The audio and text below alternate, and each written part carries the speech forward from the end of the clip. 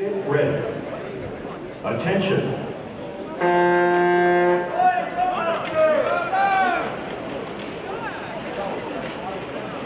Ja naiskondade võistlus on kenasti startinud kaasa tegemas Sisekaitseakadeemia 2 võistkonda vastavalt radade 1 ja 2 ja seejärel ka Marikanto spordiklubi, nendel siis masina numbriks 3 ja hetkel on Sisekaitseakadeemia esimene võistkond siis siin aparaatidel 1-4 tõtvamas kõige kuulsamalt ja läinud Marikanto spordiklubist ette pea paadi pikkusega, siin on näha ka, et keskmist tempot võetakse 1.40 kanti ja kui suudetaks nüüd seda tempot lõpuni hoida, siis 500 meetri aeg, mis selles numbriks tegelikult ju väljendati, saabki selline olema.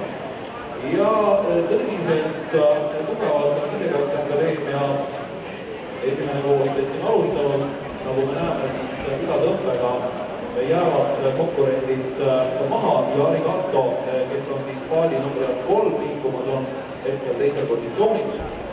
Ja praegu arvuti näitab seda, et umbes 6 sekundit on siis ennustatav vahe, kui sellise tempoga jõutaks lõpuni jõuda, mõlema meeskonna poolt oleks siis lõpuvahe.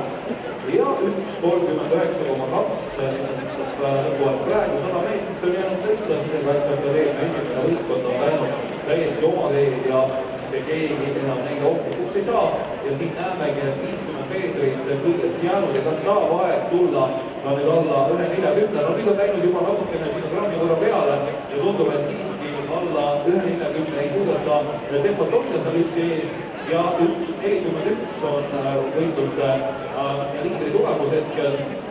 Teisena lõpetab Arigato spordiklubi ja tulemusega 1.4 ja Sisekaitseakadeemia duubelvõistkond on tulemusega 1.54 siis kolmandal kohal. Naiskondade arvestuses teise koha võitnud Sisekaitseakadeemia teise võistkonna siia poodiumi tulemusega 1.50,4.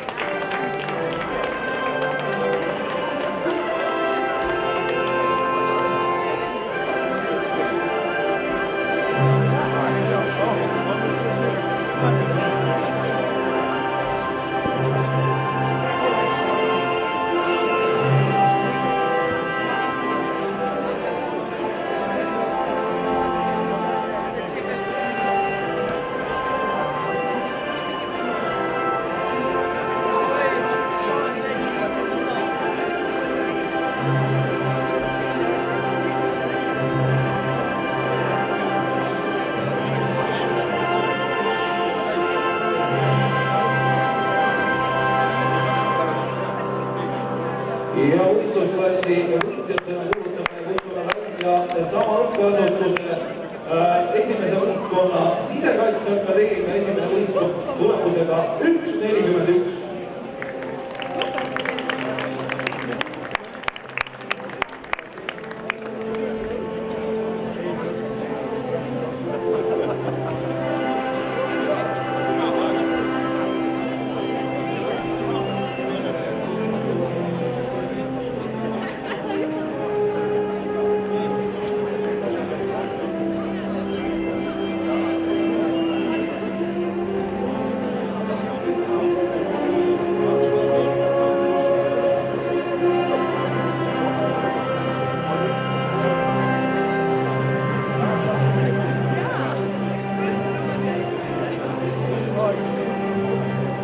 Teeme veel kord suure aplausi Sisekaitseakadeemia mõlemad võistkonnad on siin poodiumil.